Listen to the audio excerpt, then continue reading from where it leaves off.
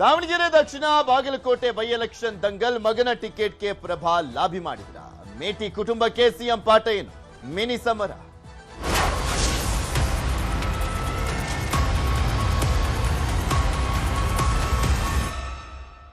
ದಾವಣಗೆರೆ ದಕ್ಷಿಣ ಕ್ಷೇತ್ರದ ಟಿಕೆಟ್ ಹಂಚಿಕೆ ಕಗ್ಗಂಟಾಗಿರುವಂತದ್ದು ಯಾರಿಗೆ ಕೊಡುದು ಅಂತ ಅಂದ್ರೆ ಇಲ್ಲಿರುವಂತದ್ದು ಎರಡೇ ಫೈಟು. ಒಂದು ಸಮರ್ಥಿಗೆ ಕೊಡ್ಬೇಕಾ ಅಥವಾ ಮುಸ್ಲಿಂ ಕ್ಯಾಂಡಿಡೇಟ್ ಕೊಡ್ಬೇಕಾ ಅನ್ನುವಂತ ನಿಟ್ಟಿನಲ್ಲಿ. ಯಾಕೆಂದ್ರೆ ಬಹಿರಂಗವಾಗಿ ಮುಸ್ಲಿಂ ಸಮುದಾಯದವರು ಈ ಬಾರಿ ನಮಗೆ ಟಿಕೆಟ್ ಕೊಡಬೇಕು ಅನ್ನುವಂತ ನಿಟ್ಟಿನಲ್ಲಿ ಹಕ್ಕೊತ್ತಾಯ ಮಾಡ್ತಾ ಇದ್ದಾರೆ.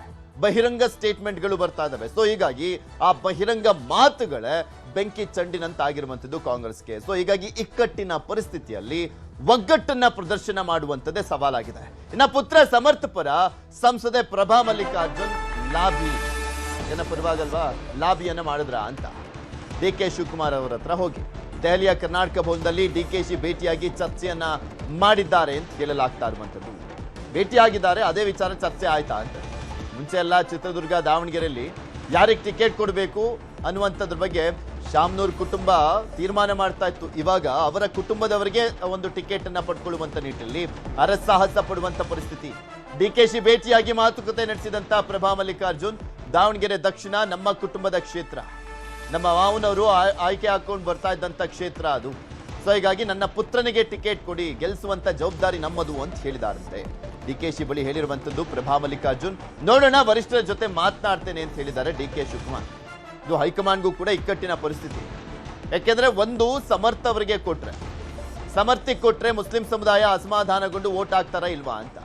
ಅಕಸ್ಮಾತ್ ಮುಸ್ಲಿಂ ಸಮುದಾಯಕ್ಕೆ ಕೊಟ್ರೆ ಶಾಮನೂರು ಕುಟುಂಬದವರು ಅಲ್ಲಿ ಪ್ರಚಾರವನ್ನು ಮಾಡ್ತಾರಾ, ಮಾಡದೇ ಇದ್ರೆ ಹೇಗೆ ಲಾಭ ಆಗುತ್ತೆ ಬಿಜೆಪಿಗೆ ಅನ್ನುವಂತ ಲೆಕ್ಕಾಚಾರ ಹಾಕೊಂಡು ಕೂತ್ಕೊಂಡಿದ್ದಾರೆ. ಸೊ ಏನ್ ತೀರ್ಮಾನ ಆಗುತ್ತೆ ಕಾದ್ ನೋಡ್ಬೇಕು. ಇಂಟ್ರೆಸ್ಟಿಂಗ್ ಇದೆ, ಕ್ಯೂರಿಯಾಸಿಟಿ ಇದೆ, ಯಾರಿಗೆ ಅಲ್ಲಿ ಟಿಕೆಟ್ ಅನ್ನ ಕೊಡ್ತಾರೆ ಅಂತ.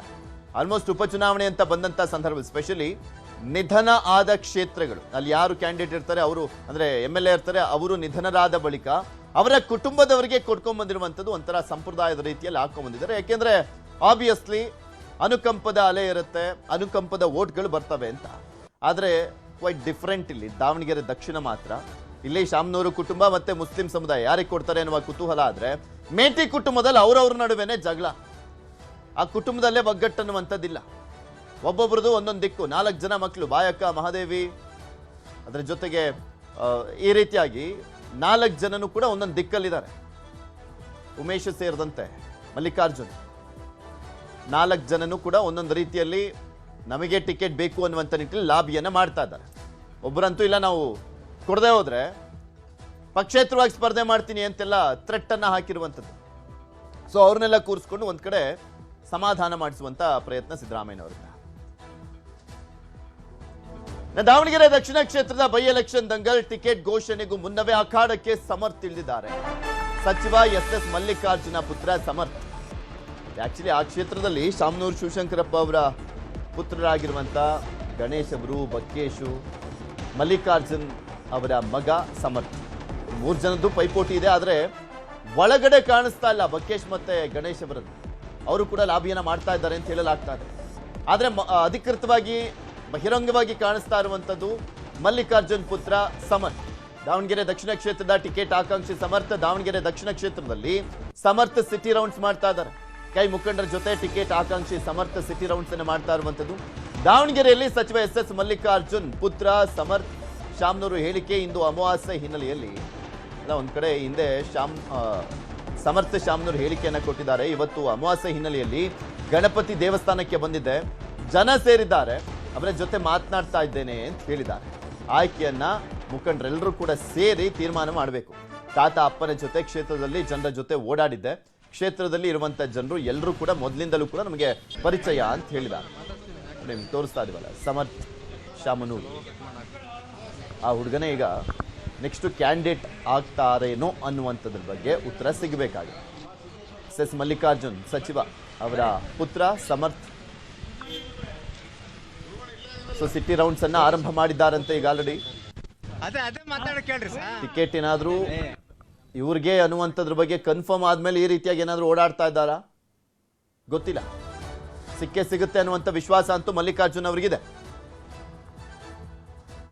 ಇಲ್ಲಪ್ಪ, ಇಲ್ಲಿ ಗಣಪನ್ ಪೂಜೆಗೆ ಬಂದಿದ್ವಿ. ಅಮಾಸೆ ಇವತ್ತು 25ನೇ ವಾರ್ಡ್ನಲ್ಲಿ ಇಲ್ಲಿ ಪೂಜೆಗೆ ಬಂದಿವಿ. ಜನ ಸಿಕ್ಕ್ಯಾರೆ, ಜಾತ್ರೆ ಮಾಡಿಟ್ಟಾರೆ ಅಷ್ಟೇ. ನೀವು ಬಂದ್ರೆ ಜಾತ್ರೆನಲ್ಲಿ ಜೋಡ್ಸ್ಕೊಂಡೆ, ನೀವು ಒಂದ್ಸತಿ ದರ್ಶನ ಮಾಡ್ರಿ, ನಮ್ ಜೊತೆ ಚಾಯ್ ಕಾಫಿ ಕುಡ್ರಿ ಅಂತ ಅಷ್ಟೇ.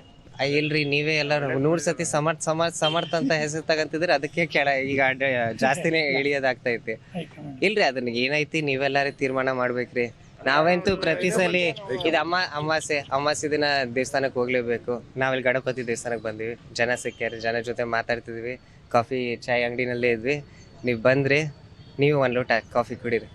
ನಮ್ ವೈಯಕ್ತಿಕ ನಮ್ದು ಹಂಗೇನು ಅನ್ಸಲ್ರಿ. ತಾತಾರ್ ಕಾನ್ಸ್ಟೆನ್ಸಿ, ಆಮೇಲೆ ಎಲ್ಲರೂ ಪರಿಚಯನೇ. ಎಲ್ಲರೂ ನಾವು ಹುಟ್ಟದಿಂದ ಎಲ್ಲರೂ ಪರಿಚಯನೇ. ಅವ್ರವ್ರ ಮನೆಗಳಿಗೆ ಹೋಗಿವಿ, ಅಡ್ಡಾಡಿವಿ, ಅಜ್ಜ ಜೊತೆನೂ ಅಡ್ಡಾಡಿವಿ, ಅಪ್ಪರ ಜೊತೆನೂ ಅಡ್ಡಾಡಿವಿ. ಅದಕ್ಕೆ ಎಲ್ಲರೂ ಅದೇ ನಮ್ಮ ಮಾವರಂಗೆ ಅವ್ರ ಮನೆಗೆ ಹೋಗೋದು ಅದೇ ನಮ್ದು ಸಂಪ್ರದಾಯ. ಅದೆಲ್ಲ ಅವ್ರ ಮೇಲೆ ಡಿಪೆಂಡ್ ರೀ, ಅವ್ರ ಮೇಲೆ. ಯಾಕಂದ್ರೆ ನನ್ಕಿಂತ ಎಲ್ಲರೂ ಹಿರಿಯವ್ರೆ, ಇವರೆಲ್ಲರೇ ತೀರ್ಮಾನ ಮಾಡ್ಲಿ. ಅದು ಸುಮ್ಮನೆ ಅದೆಲ್ಲ ಮಾತು ಯಾಕೆ ಬೇಕ್ರಿ? ಇವತ್ತು ನಾವು ದೇವಸ್ಥಾನಕ್ಕೆ ಬಂದೀವಿ, ಮುಂದೆ ಹೋಗ್ಬೋದಾ? ಬಾಗಲಕೋಟೆಗೆ ಬರೋಣ. ಬಾಗಲಕೋಟೆಯಲ್ಲಿ ಮೇಟಿ ಕುಟುಂಬದ ನಡುವೆನೇ ಟಿಕೆಟ್ ಫೈಟ್ ಇರುವಂಥದ್ದು. ಅವ್ರ ಕುಟುಂಬದಲ್ಲೇ ಫೈಟ್. ಮೇಟಿ ಮಕ್ಕಳ ಜೊತೆಗೆ ಸಿಎಂ ಸಿದ್ದರಾಮಯ್ಯನವರು ಮಾತುಕತೆಯನ್ನು ಮಾಡ್ತಾ ಇದ್ದಾರೆ. ಸಿದ್ದರಾಮಯ್ಯನವರು ಮಾತು ಕೇಳ್ತಾರೆ, ಯಾಕಂದರೆ ತುಂಬ ಅತ್ಯಾಪ್ತರು, ಅವ್ರ ಜೊತೆಗೆ ಒಂದೇ ಸಮುದಾಯದವ್ರು ಬೇರೆ. ಸಿದ್ದರಾಮಯ್ಯನವ್ರು ಹೇಳ್ದಂತೆ ಅವ್ರ ಮಕ್ಕಳೆಲ್ಲರೂ ಕೂಡ ಮಾತು ಕೇಳ್ತಾ ಇದ್ರು. ಇವಾಗ ಕೇಳ್ತಾರಾ? ಟಿಕೆಟ್ ವಿಚಾರದಲ್ಲಿ ಒಗ್ಗಟ್ಟು ಕಾಪಾಡಿಕೊಳ್ಳಿಕ್ಕೆ ಸೂಚನೆಯನ್ನು ಕೊಟ್ಟಿದ್ದಾರೆ. HY ಮೇಟಿ ಪುತ್ರರಾದಂಥ ಮಲ್ಲಿಕಾರ್ಜುನ, ಉಮೇಶ್ ಪುತ್ರಿಯರಾದಂಥ ಬಾಯಕ್ಕ, ಮಹದೇವಿ ಜೊತೆ ಸಿಎಂ ಚರ್ಚೆಯನ್ನು ಮಾಡಿದ್ರು. ಟಿಕೆಟ್ಗಾಗಿ ಕುಟುಂಬದಲ್ಲಿ ಒಡಕು ಬೇಡ ಅಂತ ಸೂಚನೆಯನ್ನ ಕೊಟ್ಟಿದ್ದಾರಂತೆ ಸಿದ್ದರಾಮಯ್ಯನವರು. ಮಲ್ಲಿಕಾರ್ಜುನ ಮೇಟಿ ಮತ್ತು ಉಮೇಶ್ ನಡುವೆ ಪೈಪೋಟಿ ಇದೆ. 4 ಜನರ ಅಭಿಪ್ರಾಯವನ್ನ ಕೇಳಿರುವಂಥದ್ದು ಸಿಎಂ ಸಿದ್ದರಾಮಯ್ಯ. ಸುರ್ಜೇವಾಲಾ ಬಳಿ ಚರ್ಚಿಸುವುದಾಗಿ ತಿಳಿಸಿದ್ದಾರೆ ಸಿಎಂ. ಸುರ್ಜೇವಾಲಾ ಜೊತೆ ಚರ್ಚೆಯನ್ನ ಮಾಡ್ತೀನಿ ಅಂತ ಹೇಳಿದ್ದಾರೆ. ಆದ್ರೆ ಆ ಒಂದು ಕ್ಷೇತ್ರದಲ್ಲಿ ತೀರ್ಮಾನವನ್ನ ಕೈಗೊಳ್ಳುವಂಥದ್ದು ಆಲ್ಮೋಸ್ಟ್ ಸಿದ್ದರಾಮಯ್ಯನವರೇ ಇರ್ತಾರೆ. ಯಾಕೆಂದ್ರೆ ಆ ಒಂದು ಕ್ಷೇತ್ರ ಚಿರಪರಿಚಿತ. ಸಿದ್ದರಾಮಯ್ಯನವರೆಲ್ಲ ಅಲ್ಲಿ ಪ್ರಚಾರಕ್ಕೂ ಹೋಗ್ತಾ ಇದ್ರು. ಬಾಗಲಕೋಟೆಯ ಬದಾಮಿಯಲ್ಲಿ ನಿಂತ್ಕೊಳ್ಳುವಂಥ ಸಂದರ್ಭದಲ್ಲೂ ಅಲ್ಲಿ ತುಂಬ ಪ್ರಭಾವ ಬೀರಿತ್ತು. HY ಮೇಟಿ ಅವರು ತುಂಬ ಅತ್ಯಾಪ್ತರು ಬೇರೆ ಸಿದ್ದರಾಮಯ್ಯನವರಿಗೆ, ಮುಂಚೆಯಿಂದಲೂ ಜನತಾ ಪರಿವಾರದಿಂದಲೂ ಕೂಡ. ಸೊ ಹೀಗಾಗಿ ಸಿದ್ದರಾಮಯ್ಯನವ್ರು ಹೇಳ್ದಂತೆ ಅವ್ರು ಕೇಳ್ತಾರಾ? ಯಾರಿಗೆ ಟಿಕೆಟ್ ಕೊಟ್ಟರು ಸುಮ್ಮನಿರಬೇಕು ಅನ್ನುವಂಥದ್ರ ಬಗ್ಗೆ ಸೂಚನೆ ಕೊಟ್ಟಿದ್ದಾರೆ. ಬಟ್ ಅದು ಕಂಟಿನ್ಯೂ ಆಗುತ್ತಾ ನೋಡಬೇಕು. ನಿಮ್ಗೆ ತೋರಿಸ್ತಾ ಇದ್ದೀವಿ ದೃಶ್ಯಾವಳಿಯಲ್ಲಿ. ಸಿದ್ದರಾಮಯ್ಯನವ್ರ ಮುಂದೆ HY ಮೇಟಿಯವರ ಪುತ್ರರು ಪುತ್ರಿಯರಿದ್ದಾರೆ. ಬಾಯಕ್ಕ, ಮಹಾದೇವಿ, ಮಲ್ಲಿಕಾರ್ಜುನ್, ಉಮೇಶ್, 4 ಜನ ಮಕ್ಕಳು. ಒಂದು ಕಡೆ ಮಹಾದೇವಿಯವರು ಉಮೇಶಿಗೆ ಕೊಟ್ಟರೆ ಓಕೆ, ಮಲ್ಲಿಕಾರ್ಜುನ್ ಕೊಟ್ಟರೆ ನಾನು ಸ್ಪರ್ಧೆ ಮಾಡ್ತೀನಿ ಅಂತ ಹೇಳ್ತಾ ಇದ್ದಾರೆ. ಅಲ್ಲೂ ಥ್ರೆಟ್ಟು. ಮಲ್ಲಿಕಾರ್ಜುನ್ಗೆ ಕೊಡಬಾರ್ದು ಅನ್ನುವಂಥ ನಿಟ್ಟಿನಲ್ಲಿ ಅವರವರ ನಡುವೆನೇ 2 ಬಣ 3 ಬಣ ಇದೆ. ಸೊ ಯಾರಿಗೆ ಟಿಕೆಟ್ ಕೊಡ್ತಾರೆ ಅನ್ನುವಂಥ ಕುತೂಹಲ ಒಂದು ಕಡೆ ಆದರೆ, ಟಿಕೆಟ್ ಕೊಟ್ಟ ನಂತರ ಇವರೆಲ್ಲರೂ ಕೂಡ ಒಗ್ಗಟ್ಟಲ್ಲಿ ಇರ್ತಾರಾ ಅಂತ. ಯಾಕೆಂದರೆ ಅಲ್ಲಿ ಗೆಲ್ಲುವಂಥದ್ದು 2-3 ಸಾವಿರ ಓಟಿನ ಅಂತರ. ನೆಕ್ ಟು ನೆಕ್ ಫೈಟ್ ಇದೆ ಕಾಂಗ್ರೆಸ್ ಮತ್ತು BJPಯ ನಡುವೆ. ಈ ಸಂದರ್ಭದಲ್ಲಿ ಸ್ವಲ್ಪ ಭಿನ್ನ ಮತ ಅಥವಾ ಯಾರಾದರೂ ಒಬ್ಬರು ನಾಮಿನೇಷನ್ ಹಾಕ್ಬಿಟ್ರೆ ಹೆಚ್ಚು ಕಮ್ಮಿ ಆಗುವಂಥ ಸಾಧ್ಯತೆ ಇರುತ್ತೆ. ಬಾಗಲಕೋಟೆಯಲ್ಲಿ 3-4 ಸಾವಿರ ಓಟ್ ಅಂತರದಲ್ಲಿ ಗೆಲ್ತಾ ಇದ್ರು, ಅಥವಾ ಒಂದು 5 ಸಾವಿರ ಅಂತಲೇ ಇಟ್ಕೊಳ್ಳಿ. ಸ್ವಲ್ಪ ಹೆಚ್ಚು ಕಮ್ಮಿ ಆದರೂ ಕೂಡ ದೊಡ್ಡ ಮಟ್ಟದಲ್ಲಿ ಹೊಡೆತ ಬೀಳುವಂಥ ಸಾಧ್ಯತೆ ಇರುತ್ತೆ. ಸೊ ಹೀಗಾಗಿ ಸಿದ್ದರಾಮಯ್ಯನವರೇ ಹ್ಯಾಂಡ್ಲ್ ಮಾಡ್ತಾ ಇದ್ದಾರೆ ಅದನ್ನು, ಬಾಗಲಕೋಟೆ ಕ್ಷೇತ್ರವನ್ನು ಸ್ಪೆಷಲಿ. ಒಂದೇ ಸಮುದಾಯದವರು ಮತ್ತು ಒಂದು ಕಡೆ ಅವ್ರು ಹೇಳ್ದಂತೆ ಕೇಳುವಂಥವ್ರು ಇವರೆಲ್ಲರೂ ಕೂಡ. ಸೊ ಈ ಬಾರಿ ಅವರು ಹೇಳಿದಂತೆ ಕೇಳ್ತಾರಾ ಅಂತ. ಯಾಕೆಂದ್ರೆ ಬಾಗಲಕೋಟೆಯಲ್ಲಿ ಇದುವರೆಗೂ ಬಿಜೆಪಿಯವರು ಲಿಂಗಾಯತ ಸಮುದಾಯಕ್ಕೆ ಕೊಟ್ಕೊಂಡು ಬರ್ತಾ ಇದ್ದಾರೆ, ಕಾಂಗ್ರೆಸ್ನವರು ಕುರುಬ ಸಮುದಾಯಕ್ಕೆ ಮಣೆಯನ್ನು ಹಾಕ್ತಾ ಬರ್ತಾ ಇರುವಂಥದ್ದು. HY ಮೇಟಿ ಅವರು ಕುರುಬ ಸಮುದಾಯದವರು. ಸೊ ಅವರ ಕುಟುಂಬದಲ್ಲೇ ಯಾರಿಗಾದರೂ ಒಬ್ರಿಗೆ ಟಿಕೆಟ್ ಕೊಡಬೇಕು ಅನ್ನುವಂಥದ್ದಿದೆ. ಅದು ಮಲ್ಲಿಕಾರ್ಜುನ ಅಥವಾ ಉಮೇಶ, ಇಬ್ಬರಲ್ಲೊಬ್ಬರ ನಡುವೆ ಫೈಟ್ ಇರುವಂಥದ್ದು. ಆದರೆ ಇದರ ನಡುವೆ ಮಹಾದೇವಿ ಅವರು ಕೂಡ ನನಗೆ ಬೇಕು ಅಂತ ಕೇಳ್ತಾ ಇದ್ದಾರೆ. ಸೊ ಹೀಗಾಗಿ ಯಾವ ರೀತಿಯಾಗಿ ತೀರ್ಮಾನವನ್ನು ಮಾಡಲಾಗುತ್ತೆ, ಸಿದ್ದರಾಮಯ್ಯನವರು ಯಾವ ನಿರ್ಧಾರವನ್ನು ಕೈಗೊಳ್ತಾರೆ? ಸುರ್ಜೇವಾಲಾ, DK ಶಿವಕುಮಾರ್, ಮಲ್ಲಿಕಾರ್ಜುನ್ ಖರ್ಗೆ ಎಲ್ಲರೂ ಇದ್ದಾರೆ, ಇಲ್ಲ ಅಂತಲ್ಲ. ಆದರೆ ಸ್ಪೆಷಲಿ ಈ ಕಾನ್ಸ್ಟಿಟ್ಯೂಯನ್ಸಿ ಹೇಳೋದಾದರೆ ಸಿದ್ದರಾಮಯ್ಯನವರ ತೀರ್ಮಾನ ಅಂತಿಮವಾಗಿರುತ್ತೆ. ಮೇ ಬಿ ಸರ್ವೆ ಮಾಡಿಸ್ತಾ ಇರ್ಬೋದು ಮಲ್ಲಿಕಾರ್ಜುನ್ ಮತ್ತು ಉಮೇಶ್ ಪರವಾಗಿ ಯಾರಿಗೆ ಕೊಟ್ಟರೆ ಸೂಕ್ತ ಅಂತ. ಬಿಕಾಸ್ ವಿನ್ನಿಂಗ್ ಫಾರ್ಮುಲಾ ಅಷ್ಟೇ ಬೇಕಾಗಿರುವಂಥದ್ದು. ಯಾರು ವಿನ್ ಆಗ್ತಾರೆ ಅವ್ರಿಗೆ ಟಿಕೆಟು ಅಷ್ಟೇ ಕಾಂಗ್ರೆಸ್ನಲ್ಲಿರುವಂಥದ್ದು. ಯಾರು ವಿನ್ ಆಗ್ತಾರೆ ಅವರಿಬ್ಬರಲ್ಲಿ ಅವರಿಗೆ ಟಿಕೆಟನ್ನು ಕೊಡ್ತಾರೆ. ಯಾರ ಪರವಾಗಿ ಸರ್ವೆನಲ್ಲಿ ಹೆಚ್ಚಿನದಾಗಿ ಒಲವು ತೋರಲಾಗುತ್ತೆ ಅವರಿಗೆ ಟಿಕೆಟ್ ಸಿಗುವಂಥ ಎಲ್ಲ ಸಾಧ್ಯತೆ ಇದೆ. ಇದೆಲ್ಲದ್ರ ಬಗ್ಗೆನೂ ಕೂಡ ಇನ್ನಷ್ಟು ಮಾಹಿತಿಯನ್ನು ಕೊಡ್ತಾ ಹೋಗ್ತಾರೆ ನಮ್ಮ ಪ್ರತಿನಿಧಿ ಹೆಬ್ಬಾಕ ತಿಮ್ಮೇಗೌಡರು ನಮ್ಮ ಜೊತೆ ನೇರ ಸಂಪರ್ಕದಲ್ಲಿ ಜಾಯ್ನ್ ಆಗಿದ್ದಾರೆ. ತಿಮ್ಮೇಗೌಡ್ರೆ, ಎರಡೂ ಉಪಚುನಾವಣೆಯ ವಿಚಾರಕ್ಕೆ ಸಂಬಂಧಪಟ್ಟಂತೆ ಯಾವ ರೀತಿಯಾದಂಥ ಒಂದು ಪೈಪೋಟಿ ನಡೀತಾ ಇದೆ ಅಂತ. ಏಕೆಂದರೆ ಆಬ್ವಿಯಸ್ಲಿ ಯಾರು ನಿಧನ ಹೊಂದಿರ್ತಾರೆ ಅವರ ಕುಟುಂಬಕ್ಕೆ ಕೊಟ್ಕೊಂಡ್ಬಂದಿರುವಂಥದ್ದು ಇದುವರೆಗೂ ನಾವು ನೋಡ್ಕೊಂಡ್ಬಂದಿದ್ದೀವಿ, ಅದೊಂಥರ ವಾಡಿಕೆ ರೀತಿಯಲ್ಲಿ ಮಾಡ್ಕೊಂಡ್ಬಂದಿದ್ದಾರೆ. ಆದರೆ ಆ ಪೈಪೋಟಿ ತುಂಬಾ ಜಾಸ್ತಿಯಾಗಿ ಡಿಫರೆಂಟ್ ಆಗಿ ಕಾಣಿಸ್ತಾ ಇದೆ ದಾವಣಗೆರೆ ದಕ್ಷಿಣದಲ್ಲಿ. ಮತ್ತೊಂದ್ ಕಡೆ ಬಾಗಲಕೋಟೆಯಲ್ಲಿ ನೋಡೋದಾದ್ರೆ ಮೇಟಿ ಕುಟುಂಬದ ನಡುವೆನೇ ತುಂಬಾ ವೈಮನಸ್ಸಿದೆ. ಹೇಗೆ ಬಗೆಹರಿಸ್ತಾ ಇದ್ದಾರೆ ಈ ಒಂದು ಪ್ರಾಬ್ಲಮ್ನ ಅಂತ ನೋಡಿ ಪೃಥ್ವಿರಾಜ್, ಎರಡೂ ವಿಧಾನಸಭಾ ಕ್ಷೇತ್ರಗಳಲ್ಲಿ ತಮ್ಮ ಕುಟುಂಬದ ಸದಸ್ಯರು ಅಗಲಿಕೆಯಾಗಿರ್ತಕ್ಕಂಥ ಹಿನ್ನೆಲೆಯಲ್ಲಿ ಆ ಕುಟುಂಬದ ಸದಸ್ಯರ ನಿಧನದ ಅನುಕಂಪದ ಅಲೆಯನ್ನು ಎನ್ಕ್ಯಾಚ್ ಮಾಡ್ಕೊಳ್ಬೇಕು ಅನ್ನುವಂಥ ಕಾರಣಕ್ಕೋಸ್ಕರವಾಗಿ ಇದೀಗ ಎರಡೂ ಕುಟುಂಬಗಳು ತಮ್ಮ ತಮ್ಮ ಕುಟುಂಬಗಳಿಗೆ ಟಿಕೆಟನ್ನು ಕೊಡಬೇಕು ಅನ್ನುವಂಥ ನಿಟ್ಟಲ್ಲಿ ಬಿಗಿಪಟ್ಟನ್ನು ಹಿಡಿದಿದ್ದಾರೆ. ಎಸ್ಪೆಷಲಿ ದಾವಣಗೆರೆ ದಕ್ಷಿಣ ವಿಧಾನಸಭಾ ಕ್ಷೇತ್ರದಲ್ಲಿ ಶಾಮನೂರು ಶಿವಶಂಕರಪ್ಪನವರು ನಿಧನ ಹೊಂದಂಥ ಹಿನ್ನೆಲೆಯಲ್ಲಿ ಅವರ ಒಂದು ಮೊಮ್ಮಗರಾಗಿರ್ತಕ್ಕಂಥ ಎಸ್ ಮಲ್ಲಿಕಾರ್ಜುನ್ ಅವರ ಪುತ್ರ ಸಮರ್ಥ ಶಾಮನೂರವರು ಈಗ ಅಖಾಡಕ್ಕೆ ಧುಮುಕಿದ್ದಾರೆ. ಎಲ್ಲೋ ಒಂದು ಕಡೆಯಾಗಿ ಹೈಕಮಾಂಡ್ನಿಂದ ಅವರಿಗೆ ಒಂದು ಟಿಕೆಟ್ ಕನ್ಫರ್ಮ್ ಆದಂಥ ಒಂದು ಖಚಿತತೆ ಅವರಿಗೆ ಸಿಕ್ಕಂತೆ ಕಾಣಿಸ್ತಾ ಇದೆ. ನೋಡಿ, ಇವತ್ತು ದಾವಣಗೆರೆ ದಕ್ಷಿಣ ವಿಧಾನಸಭಾ ಕ್ಷೇತ್ರದ ಹಲವೆಡೆ ಟೆಂಪಲ್ ರನ್ ಮಾಡಿದ್ದಾರೆ. ಪ್ರಮುಖ ನಾಯಕರಿಗೂ ಮನೆಗಳಿಗೂ ಕೂಡ ಭೇಟಿ ಕೊಡ್ತಾ ಇದ್ದಾರೆ, ಕಾರ್ಯಕರ್ತರನ್ನು ಕೂಡ ಭೇಟಿ ಮಾಡ್ತಾ ಇದ್ದಾರೆ. ಇದು ಎಲ್ಲ ಒಂದು ಕಡೆಯಾಗಿ ಇದೀಗ ಸಮರ್ಥ ಶಾಮನೂರವ್ರಿಗೆ ಟಿಕೆಟ್ ಕನ್ಫರ್ಮ್ ಅನ್ನುವಂಥ ಒಂದು ಸಂದೇಶವೂ ಕೂಡ ರವಾನೆ ಆಗಿರ್ತಕ್ಕಂಥದ್ದು. ಮತ್ತೊಂದು ಕಡೆಯಾಗಿ ಅವರ ತಾಯಿ ಹಾಗೂ ಸಂಸದೆ ಅಂದರೆ ದಾವಣಗೆರೆ ಲೋಕಸಭಾ ಕ್ಷೇತ್ರದ ಸಂಸದರಾಗಿರ್ತಕ್ಕಂಥ ಪ್ರಭಾ ಮಲ್ಲಿಕಾರ್ಜುನ್ ಅವರು ನವದೆಹಲಿಯಲ್ಲಿ ಕೆಪಿಸಿಸಿ ಅಧ್ಯಕ್ಷರು ಆಗಿರ್ತಕ್ಕಂಥ ಉಪಮುಖ್ಯಮಂತ್ರಿ ಡಿ ಕೆ ಶಿವಕುಮಾರ್ ಅವರನ್ನ ಭೇಟಿ ಮಾಡಿ ಸುಮಾರು ಅರ್ಧ ಗಂಟೆಗೂ ಹೆಚ್ಚು ಕಾಲ ಮಾತುಕತೆಯನ್ನು ನಡೆಸಿದ್ದಾರೆ. ಅಂದರೆ ದಾವಣಗೆರೆ ದಕ್ಷಿಣ ವಿಧಾನಸಭಾ ಕ್ಷೇತ್ರದಲ್ಲಿ ತಮ್ಮ ಕುಟುಂಬದ ಈ ಪ್ರಾಬಲ್ಯತೆ, ಮತ್ತೊಂದು ಕಡೆಗೆ ಅಲ್ಲಿರ್ತಕ್ಕಂಥ ಜಾತಿವಾರು ಮತಗಳ ಲೆಕ್ಕಾಚಾರ, ಮತ್ತೊಂದು ಕಡೆಗೆ ಈ ಹಿಂದೆ ಇರ್ತಕ್ಕಂಥ ಫಲಿತಾಂಶ ವಿವರ, ಆ ಒಂದು ವಿಧಾನಸಭಾ ಕ್ಷೇತ್ರದಲ್ಲಿ ತಮ್ಮ ಕುಟುಂಬ ಪ್ರಾಬಲ್ಯ ಸಾಧಿಸಿರ್ತಕ್ಕಂಥ ಹಿನ್ನೆಲೆಯಲ್ಲಿ ಈ ಬಾರಿಯೂ ಕೂಡ ತಮ್ಮ ಮಾವನವರ ನಿಧನದ ಅನುಕಂಪದ ಅಲೆ, ಮತ್ತೊಂದು ಕಡೆಯಾಗಿ ಎಲ್ಲ ಸಮುದಾಯಗಳ ವಿಶ್ವಾಸವನ್ನು ಗಳಿಸಿರ್ತಕ್ಕಂಥ ಹಿನ್ನೆಲೆ ನಮಗೆ ಟಿಕೆಟನ್ನು ಕೊಡಬೇಕು ಅನ್ನುವಂಥ ಒಂದು ಡಿಮ್ಯಾಂಡನ್ನು ಡಿ ಕೆ ಶಿವಕುಮಾರ್ ಅವ್ರ ಮುಂದೆ ಇಟ್ಟಿದ್ದಾರೆ. ಮತ್ತೊಂದು ಕಡೆಯಾಗಿ ತಮ್ಮ ಪುತ್ರನಿಗೆ ಟಿಕೆಟ್ ಕೊಡಬೇಕು ಅನ್ನುವಂಥ ನಿಟ್ಟಲ್ಲಿ ನೀವು ವರಿಷ್ಠರಿಗೆ ಶಿಫಾರಸನ್ನು ಮಾಡಬೇಕು ಅನ್ನುವಂಥ ಒಂದು ಬೇಡಿಕೆಯನ್ನು ಕೂಡ ಇಟ್ಟಿದ್ದಾರೆ ಅಂತ ಹೇಳಲಾಗ್ತದೆ. ಇನ್ನುಳಿದಂತೆ ಬಾಗಲಕೋಟೆ ವಿಧಾನಸಭಾ ಕ್ಷೇತ್ರದ ಟಿಕೆಟ್ಗೆ ಸಂಬಂಧಪಟ್ಟಂತೆ ಇವತ್ತು ಬೆಳಿಗ್ಗೆ ಮುಖ್ಯಮಂತ್ರಿ ಸಿದ್ದರಾಮಯ್ಯನವ್ರನ್ನ ಭೇಟಿಯಾಗಿರ್ತಕ್ಕಂಥ HY ಮೇಟಿ ಅವರ ಕುಟುಂಬ ನಮಗೆ ಟಿಕೆಟ್ ಕೊಡಬೇಕು ಅನ್ನುವಂಥ ನಿಟ್ಟಲ್ಲಿ ಬೇಡಿಕೆಯನ್ನು ಇಟ್ಟಿರ್ತಕ್ಕಂಥದ್ದು. ಅದರಂತೆ ಬಹುತೇಕ ಅವರ ಒಂದು ಕುಟುಂಬದ ಸದಸ್ಯರಿಗೆ ಟಿಕೆಟನ್ನು ಕೊಡೋದು ಕನ್ಫರ್ಮ್ ಆಗಿರ್ತಕ್ಕಂಥದ್ದು. ಈ ನೆಲೆಯಲ್ಲಿ ಚುನಾವಣೆಯ ಗೆಲುವಿನ ಸಾಧಕ ಬಾಧಕಗಳ ಬಗ್ಗೆ, ಮತ್ತೊಂದು ಕಡೆಗೆ ಚುನಾವಣೆಯನ್ನು ಯಾವ ರೀತಿಯಾಗಿ ಫೇಸ್ ಮಾಡಬೇಕು ಅನ್ನೋಂಥದ್ರ ಬಗ್ಗೆನೂ ಕೂಡ CM ಸಿದ್ದರಾಮಯ್ಯನವರು ಕೆಲವೊಂದು ಸಲಹೆ ಸೂಚನೆಗಳನ್ನು ಕೊಟ್ಟಿದ್ದಾರೆ ಅಂತ ಹೇಳಲಾಗ್ತದೆ. HY ಮೇಟಿಯವರ ಹಿರಿಯ ಪುತ್ರ ಮಲ್ಲಿಕಾರ್ಜುನ್ ಮೇಟಿಯವರ ನೇತೃತ್ವ ಅಂದರೆ ಸಮ್ಮುಖದಲ್ಲಿ ಆಗಮಿಸಿದಂಥ ಕುಟುಂಬದ ಸದಸ್ಯರು ಅಂದರೆ ಇಬ್ಬರು ಪುತ್ರಿಯರು, ಇಬ್ಬರು ಪುತ್ರರು ಸೇರಿದಂತೆ ಅವರ ಒಂದು ಕುಟುಂಬದ ಸದಸ್ಯರ ಜೊತೆ ಮುಖ್ಯಮಂತ್ರಿ ಸಿದ್ದರಾಮಯ್ಯನವರು ಸರ್ಕಾರಿ ನಿವಾಸ ಕಾವೇರಿಯಲ್ಲಿ ಸುಮಾರು 1 ಗಂಟೆಗೂ ಹೆಚ್ಚು ಕಾಲ ಮಾತುಕತೆಯನ್ನು ನಡೆಸಿರುವಂಥದ್ದು. ಮತ್ತೊಂದು ಕಡೆಯಾಗಿ ಇನ್ನು ಅಂದರೆ ದಾವಣಗೆರೆ ದಕ್ಷಿಣ ವಿಧಾನಸಭಾ ಕ್ಷೇತ್ರಕ್ಕೆ ಸಂಬಂಧಪಟ್ಟಂತೆ ಇವತ್ತು ಅಥವಾ ನಾಳೆಯೊಳಗಾಗಿ ಡಿ ಕೆ ಶಿವಕುಮಾರ್ ಅವರು ಏನು ಪ್ರಮುಖ ನಾಯಕರ ಜೊತೆ ಮಾತುಕತೆಯನ್ನು ಅಂದರೆ ಸಭೆಯನ್ನು ಕೂಡ ನಡೆಸಲಿದ್ದಾರೆ ಅಂತ ಹೇಳಲಾಗ್ತದೆ. ಒಟ್ಟಾರೆ ಹೇಳ್ಬೇಕು ಅಂದರೆ ಬಾಗಲಕೋಟೆ ವಿಧಾನಸಭಾ ಕ್ಷೇತ್ರದಲ್ಲಿ HY ಮೇಟಿ ಕುಟುಂಬಕ್ಕೆ ಟಿಕೆಟನ್ನು ಕೊಡಿಸ್ಬೇಕು ಅನ್ನುವಂಥ ನಿಟ್ಟಲ್ಲಿ CM ಸಿದ್ದರಾಮಯ್ಯನವರು ಮುಂದಾಗಿದ್ರೆ, ಇತ್ತ ದಾವಣಗೆರೆ ವಿಧಾನಸಭಾ ಕ್ಷೇತ್ರದಲ್ಲಿ ಶಾಮನೂರವರ ಕುಟುಂಬಕ್ಕೆ ಟಿಕೆಟನ್ನು ಕೊಟ್ಟು ಅಲ್ಲಿ ಗೆಲುವನ್ನು ಸಾಧಿಸಬೇಕು ಅನ್ನುವಂಥ ನಿಟ್ಟಲ್ಲಿ ಡಿ ಕೆ ಶಿವಕುಮಾರ್ ಮತ್ತು ಸಚಿವ SS ಮಲ್ಲಿಕಾರ್ಜುನ್ ಅವರು ಲಾಬಿಯನ್ನು ನಡೆಸ್ತಾ ಇರುವಂಥದ್ದು. ಮತ್ತೊಂದು ಕಡೆಯಾಗಿ CM ಸಿದ್ದರಾಮಯ್ಯನವ್ರನ್ನ ಭೇಟಿ ಮಾಡಿರ್ತಕ್ಕಂಥ ಅಂದರೆ ವಸತಿ ಸಚಿವ ಜಮೀರ್ ಅಹಮದ್ ನೇತೃತ್ವದ ಮುಸ್ಲಿಂ ಶಾಸಕರು ಸಚಿವರ ನಿಯೋಗ ಈ ಬಾರಿ ಮುಸ್ಲಿಮರಿಗೆ ಟಿಕೆಟ್ ಕೊಡಬೇಕು ಅನ್ನುವಂಥ ನಿಟ್ಟಲ್ಲಿ ಬೇಡಿಕೆಯನ್ನ ಇಟ್ಟಿದ್ದಾರೆ. ಒಟ್ಟಾರೆ ಯಾರ ಬೇಡಿಕೆ ಈಡೇರುತ್ತೆ ಅನ್ನುವಂಥದ್ದನ್ನ. ಮಧ್ಯಪ್ರಾಚ್ಯದಲ್ಲಿ ಯುದ್ಧ ಸಂಘರ್ಷ, ಕರ್ನಾಟಕದಲ್ಲಿ ಗ್ಯಾಸ್ಗೆ ಪರದಾಟ. ಯುಗಾದಿ ಹೋಳಿಗೆಗೂ ಇಲ್ಲ ಗ್ಯಾಸ್ ಎಮರ್ಜೆನ್ಸಿ 9ನೇ ದಿನಕ್ಕೆ ಕಾಲಿಟ್ಟಿರುವಂಥದ್ದು. ತೈಲ ಹೊತ್ತು ಭಾರತಕ್ಕೆ ಬಂದಂತ ಜಗ್ಲಾಟ್ಕಿ ಶಿಪ್, ಗುಜರಾತ್ನ ಮುಂದ್ರಾ ಬಂದರಿಗೆ ಜಗ್ಲಾಟ್ಕಿ ಶಿಪ್ ಬಂದಿದೆ. 80,800 ಮೆಟ್ರಿಕ್ ಟನ್ ತೈಲ ಹೊತ್ತು ತಂದಿರುವಂಥದ್ದು ಶಿಪ್. ತೈಲವನ್ನು ಹೊತ್ಕೊಂಡು ಬಂದಿದೆ, ಕ್ರೂಡ್ ಆಯಿಲ್ ಬಂದಿರುವಂಥದ್ದು 80,800 ಮೆಟ್ರಿಕ್ ಟನ್. ಈ ಮುಂಚೆ 2 ಬಂದಿದ್ವಲ್ಲ, ಅದು ಡೈರೆಕ್ಟ್ LPG ಡೈರೆಕ್ಟು ಸಿಲಿಂಡರ್ಗೆ ಭರ್ತಿ ಮಾಡ್ಬೋದು. ಈ ಕ್ರೂಡ್ ಆಯಿಲ್ ಬಂದಂಥ ಸಂದರ್ಭದಲ್ಲಿ ಅದರಲ್ಲಿ ಪೆಟ್ರೋಲಿಯಂ ಉಪ ಉತ್ಪನ್ನಗಳನ್ನು ಮಾಡ್ತಾ ಹೋಗ್ಬೇಕಾಗುತ್ತೆ. ಈಗ ಪೆಟ್ರೋಲು, ಡೀಸೆಲ್ಲು, ಗ್ಯಾಸು ಅದೆಲ್ಲ ಸಪ್ರೇಟಾಗಿ ಮಾಡ್ತಾ ಹೋಗಬೇಕು ಕ್ರೂಡ್ ಆಯಿಲ್ ಬಂದಾಗ. ಆದರೆ ಡೈರೆಕ್ಟಾಗಿ LPGನೇ ಸಿಕ್ಕಾಗ ತುಂಬಿಸ್ಬಿಡ್ಬೋದು ಸಿಲಿಂಡರ್ಗಳಿಗೆ. ಸೊ ಹೀಗಾಗಿ ಮೇಯ್ನಾಗಿ ಬೇಕಾಗಿರುವಂಥದ್ದು ಈಗ LPG, ಲಿಕ್ವಿಫೈಡ್ ಪೆಟ್ರೋಲಿಯಂ ಗ್ಯಾಸ್ ಇದೆಯಲ್ಲ, ಅದು ಬೇಕಾಗಿರುವಂಥದ್ದು. 80,800 ಮೆಟ್ರಿಕ್ ಟನ್ ತೈಲ ಹೊತ್ತಂತ ಶಿಪ್ ಬಂದಿದೆ ಈಗ ಭಾರತಕ್ಕೆ. ಒಂದೊಂದು ಹಾಗೆ ಬರ್ತಾ ಇದೆ. ಸೊ ಇದೆಲ್ಲವೂ ಯಾವ ರೀತಿಯಾಗಿ ಸಹಕಾರಿ ಆಗ್ತಾ ಹೋಗುತ್ತೆ ಅನ್ನುವಂಥದ್ದು ನೋಡಬೇಕು. ಯಾಕೆಂದರೆ ತೈಲದ ಅಭಾವ ಸೃಷ್ಟಿಯಾದಂಥ ಹಿನ್ನೆಲೆಯಲ್ಲಿ ದೊಡ್ಡ ಮಟ್ಟದಲ್ಲೇ ತಾಪತ್ರಯಗಳು ಎದುರಾಗಿದ್ದಾವೆ.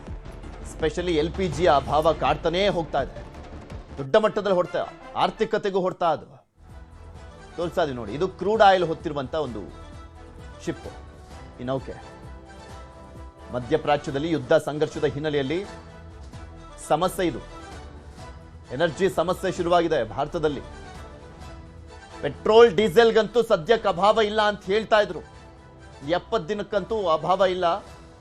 ನೆಕ್ಸ್ಟ್ ಇನ್ನು ರಷ್ಯಾದಿಂದಲೂ ತರಿಸ್ಕೊಳ್ಳಾಗ್ತದೆ, ಅಮೆರಿಕಾಯಿಂದಲೂ ಕೂಡ ತರಿಸ್ಕೊಳ್ಳಾಗ್ತದೆ ಅನ್ನುವಂಥದ್ರ ಬಗ್ಗೆ ಮಾಹಿತಿ ಕೊಡ್ತಾ ಇದ್ರು. ಆದರೆ ಎಕ್ಸ್ಪೆನ್ಸ್ ಜಾಸ್ತಿ ಆಗುತ್ತೆ, ಅಲ್ಲಿಂದ ತರಿಸ್ಕೊಳ್ಬೋದು, ಇಲ್ಲ ಅಂತಲ್ಲ, ಎಕ್ಸ್ಪೆನ್ಸ್ ಜಾಸ್ತಿ. ಆಲ್ರೆಡಿ ಬರ್ತಾ ಇದೆ ರಷ್ಯಾದಿಂದ 30% ಬರ್ತಾ ಇತ್ತು, ಅದನ್ನ 40%ಗೆ ತಗೊಳ್ತಾ ಇದ್ದೀವಿ.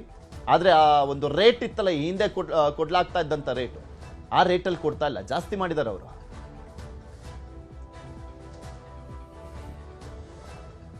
ಮಧ್ಯಪ್ರಾಚ್ಯದಲ್ಲಿ ಯುದ್ಧದಿಂದ ರಾಜ್ಯದಲ್ಲಿ ಗ್ಯಾಸ್ ಸಮಸ್ಯೆ ಬಗ್ಗೆ ಪರಿಷತ್ನಲ್ಲಿ ಸಚಿವ ಮುನಿಯಪ್ಪ ಮಾತನಾಡಿದ್ದಾರೆ. ರಾಜ್ಯದಲ್ಲಿ ಪ್ರತಿನಿತ್ಯ 40,000 ಸಿಲಿಂಡರ್ ಬೇಕಾಗಿದೆ. ರಾಜ್ಯಕ್ಕೆ ಪ್ರತಿ ದಿನನೂ ಕೂಡ 40,000 ಸಿಲಿಂಡರ್ ಬೇಕು. 9,000 ಸಿಲಿಂಡರ್ ಕೊಡ್ಲಿಕ್ಕೆ ಏರ್ಪಾಡು ಮಾಡಲಾಗಿದೆ. 40,000ದಲ್ಲಿ ಸಿಗ್ತಾ ಇರುವಂತದ್ದು ಎಷ್ಟು? ಈಗ 9,000 ಇವ್ರು ಪೂರೈಕೆ ಮಾಡ್ಲಿಕ್ಕೆ ಆಗ್ತಾ ಇರುವಂಥದ್ದು. ಪರಿಷತ್ನಲ್ಲಿ ಸಚಿವ KH ಮುನಿಯಪ್ಪ ಅವರು ಮಾತನಾಡಿದ್ದಾರೆ, ಕ್ಲಾರಿಟಿಯನ್ನು ಕೊಡ್ತಾ ಇದ್ದಾರೆ. ಶಾಲೆ, ಹಾಸ್ಟೆಲ್, ಆಸ್ಪತ್ರೆಗಳಿಗೆ ಮೊದಲ ಆದ್ಯತೆ, ಅದಕ್ಕೂ ಫಸ್ಟ್ ಪ್ರಿಯಾರಿಟಿ ಅಂತೆಲ್ಲ ಇರುತ್ತಲ್ಲ, ಆ ಫಸ್ಟ್ ಪ್ರಿಯಾರಿಟಿಗೆ ಸಪ್ಲೈ ಮಾಡಲಾಗ್ತದೆ. ಯಾವ್ದ್ಯಾವುದಕ್ಕೆ? ಸ್ಕೂಲು, ಹಾಸ್ಟೆಲ್ಲು, ಆಸ್ಪತ್ರೆಗಳಿಗೆ ಮೊದಲ ಆದ್ಯತೆ. 4,200 ಸಿಲಿಂಡರ್ಗಳನ್ನು ನಾವು ಕೊಡ್ತಾ ಇದ್ದೇವೆ. 1 ವಾರ ಸುಧಾರಿಸಿದ್ರೆ ನಾರ್ಮಲ್ ಸ್ಥಿತಿಗೆ ಬರಬಹುದು ಅನ್ನುವಂಥ ವಿಶ್ವಾಸ ಅವರದ್ದು. ಸೋಮವಾರ ಹೋಟೆಲ್ ಮಾಲೀಕರ ಜೊತೆ ಸಭೆಯನ್ನ ಮಾಡ್ತೇವೆ ಅಂತ ಹೇಳಿದ್ದಾರೆ ಮುನಿಯಪ್ಪ. ಏನು ಮಾಡ್ಲಿಕ್ಕಾಗುತ್ತೆ, ಬಂದಿದ್ದಷ್ಟೇ ಸಪ್ಲೈ ಮಾಡಬೇಕಾಗುತ್ತೆ. ಆದರೆ ಹೋಟೆಲ್ನವರು ನಮಗೂ ಕೂಡ ಪ್ರಿಫರೆನ್ಸ್ ಕೊಡಿ ಅಂತ ಕೇಳ್ತಾ ಇದ್ದಾರೆ. ವಿಧಾನ ಪರಿಷತ್ನಲ್ಲಿ ಮಾತನಾಡಿದ್ರು ಮುನಿಯಪ್ಪ, ಆಹಾರ ಸಚಿವ. ಪ್ರಾಬ್ಲಮ್ ಇರೋದು ಡೊಮೆಸ್ಟಿಕ್. ಕೇಂದ್ರ ಸರ್ಕಾರ 20% ಮಾತ್ರ ಕೊಡ್ಲಿಕ್ಕೆ ಅವಕಾಶ ಇದೆ ಅಂತ ಹೇಳಿದೆ. 44,000 ಸಿಲಿಂಡರ್ಸು ಕಮರ್ಷಿಯಲ್ಲು ಪ್ರತಿ ದಿನ ಬೇಕಾಗುತ್ತೆ. ಅವ್ರಿಗೆ 20% ಅಂದರೆ ಹತ್ತಿರ 8,500 ಆಗ್ತದೆ. ಆದರೂ ಕೂಡ 9,000 ಸಿಲಿಂಡರ್ಸನ್ನು ಕೊಡೋಕ್ಕೆ ಏರ್ಪಾటు ಮಾಡ್ಕೊಂಡಿದ್ವಿ. ಅದರಲ್ಲಿ ಪ್ರಾಮುಖ್ಯತೆ ಯಾವುದಕ್ಕೆ ಕೊಡಬೇಕು ಅನ್ನೋದನ್ನು ಕೂಡ ನಾವು ಇನ್ನೂ 4-6 ಪ್ರೊಫೆಸರ್ನ ಇಟ್ಕೊಂಡು ತೀರ್ಮಾನ ಮಾಡಿದ್ದೀವಿ. ಆ ತೀರ್ಮಾನದಂತೆ ನಾವು education institutions, students hostels, hospitals, other than essential institutions, ಈ ಇಂಪಾರ್ಟೆಂಟ್ ಇವಿಗೆ ನಾವು 4,200 ಕೊಡ್ತಾ ಇದ್ದೀವಿ. ಆಮೇಲಿಂದ government PSU institutions, canteens located at airport, railway station, bus station, Nandini ಮತ್ತು ಇಂದಿರಾ ಕ್ಯಾಂಟೀನ್ಗೆ 1,500 ಪೂರ್ತಿ ಅವರು ಖರ್ಚು ಮಾಡ್ತಾ ಇರೋಷ್ಟು ಕೊಡ್ತಾ ಇದ್ದೀವಿ. ನಮಗೆ ಅದರ ಜೊತೆಗೆ seed processing industry, food processing industry, agriculture and allied sectors, pharmaceutical industry, fisheries, geological parks, sports hostels, ಇವೆಲ್ಲಕ್ಕೂ ಕೂಡ 8% ಅಂದರೆ ಅದಕ್ಕೂ 500 ಸಿಲಿಂಡರ್ ಕೊಡ್ತಾಯಿದ್ದೀವಿ. ನಮಗೆ ರೆಸ್ಟೋರೆಂಟ್ಸು, ಡಾಬಾಸು, ಹೋಟೆಲ್ಸ್ ಆ್ಯಂಡ್ ಇಂಡಸ್ಟ್ರಿಯಲ್ಗೆ ಬಹಳ ಕಡಿಮೆ ಇದೆ. 1,000 ಇದೆ ಸಭಾಪತಿಗಳೇ. ಈ 1,000ದಲ್ಲಿ ಯಾರಿಗೆ ಕೊಡಬೇಕು, ಏನು ಕೊಡಬೇಕು ಅಂತ ಕಷ್ಟನೇ ಆಗಿದೆ. ನಾನು ಹೇಳಿದೆ, 1 ವಾರ ಸುಧಾರಿಸಿದರೆ ಸ್ವಲ್ಪ ಬದಲಾವಣೆ ಆಗ್ತದೆ. ಕೇಂದ್ರ ಸರ್ಕಾರದವರು ಬಹಳ ಪ್ರಯತ್ನ ಮಾಡ್ತಾ ಇದ್ದಾರೆ. ಇರಾನ್ ಜೊತೆಯಲ್ಲಿ ಸಂಪರ್ಕದಲ್ಲಿ ದಿನ ಇದ್ದಾರೆ. ಅವರು ಸುಮಾರು 16 ಶಿಪ್ ಕ್ಯೂನಲ್ಲಿವೆ, ಅವು ಬಿಡುಗಡೆ ಆಗ್ತಾ ಇಲ್ಲ. ಬಿಡುಗಡೆ ಆದರೆ ಅನುಕೂಲ ಆಗ್ತದೆ. ಗ್ಯಾಸ್ ಸಿಲಿಂಡರ್ ಅಭಾವದ ಮಧ್ಯೆ ಯುಗಾದಿ ಹಬ್ಬ, ಯುಗಾದಿ ಊಟ ತಯಾರಿಗೆ ಹೋಟೆಲ್ಗಳು ಸಿದ್ಧತೆಯನ್ನು ಮಾಡಿಕೊಳ್ತಾ ಇದ್ದಾವೆ. ಆದರೆ ಹೋಳಿಗೆಗೆ ಗ್ಯಾಸ್ ಸಿಲಿಂಡರ್ ಸಿಗದೆ ಪರದಾಟವನ್ನು ಮಾಡುವಂಥ ಪರಿಸ್ಥಿತಿ. ಹಳ್ಳಿ ಮನೆ ಹೋಟೆಲ್ನಲ್ಲಿ ಸೌದೆ ಒಲೆಯಲ್ಲೇ ಹೋಳಿಗೆಯನ್ನು ಮಾಡಲಾಗ್ತದೆ. ಮಲ್ಲೇಶ್ವರಂನ ಹಳ್ಳಿ ಮನೆ ಹೋಟೆಲ್ ಸೌದೆ ಒಲೆ. ಸ್ಪೆಷಲಿ ಹಬ್ಬ ಅಂತ ಬಂದಾಗ ಹಳ್ಳಿ ಮನೇಲಿ ಊಟ ಮಾಡ್ಬೋದು, ಒಳ್ಳೆ ಹಬ್ಬದ ಊಟ ಇರುತ್ತೆ, ಸ್ಪೆಷಲ್ಲಾಗಿ ಮಾಡಿರ್ತಾರೆ.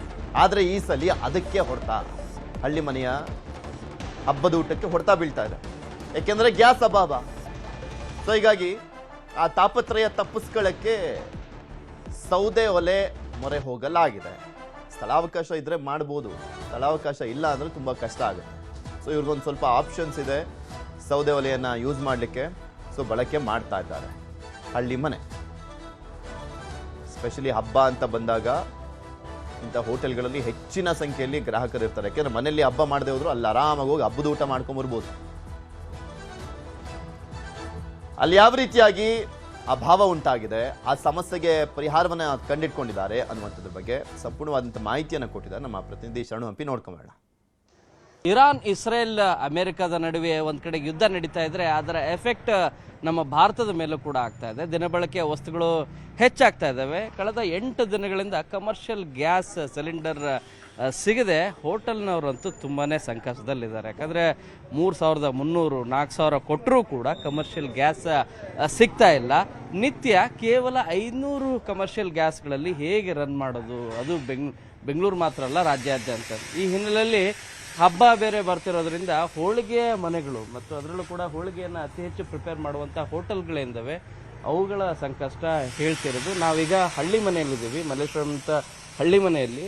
ಈಗ ನೋಡ್ತಾ ಇದ್ದೀರಿ, ಸೌದೆ ಒಲೆಯನ್ನೇ ಈಗ ಗತಿಯಾಗಿರೋದು. ದೋಸೆಯನ್ನು ಸದ್ಯ ಮಾಡ್ತಾ ಇದ್ದಾರೆ. ಮಧ್ಯಾಹ್ನದ ನಂತರ ಹೋಳಿಗೆ ಇಲ್ಲೇ ಮಾಡೋದು, ಅದು ಕೂಡ ಸೌದೆ ಒಲೆಯನ್ನೇ ಹೆಚ್ಚು ನಂಬಿಕೊಂಡಿದ್ದಾರೆ.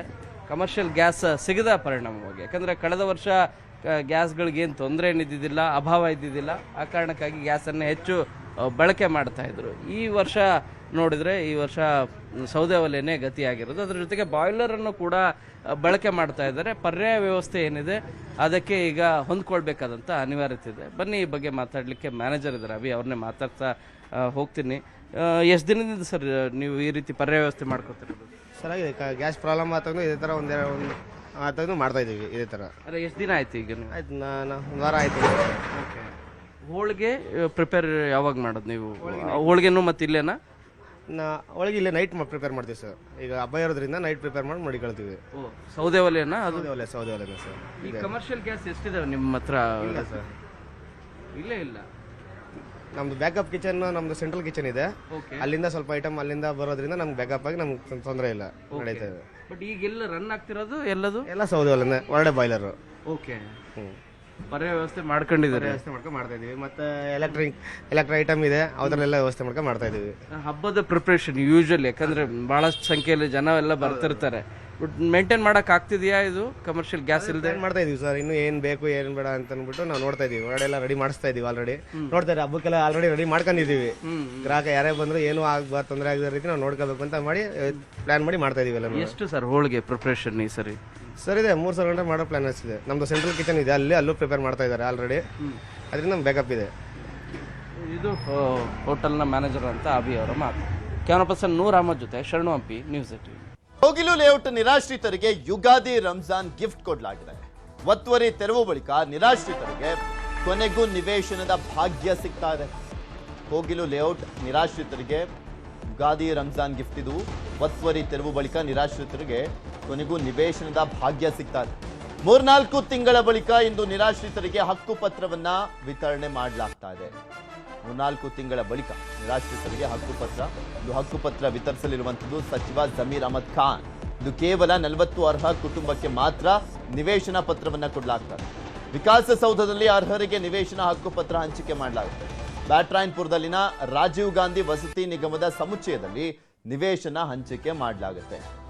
40 ಕುಟುಂಬಗಳಿಗೆ ಹಕ್ಕುಪತ್ರ ವಿತರಣೆಯನ್ನ ಮಾಡಲಾಗುತ್ತೆ. ಆ ಸಂದರ್ಭದಲ್ಲಿ ನಿರಾಶ್ರಿತರಾದಂಥವ್ರು 100 ಕುಟುಂಬದವರು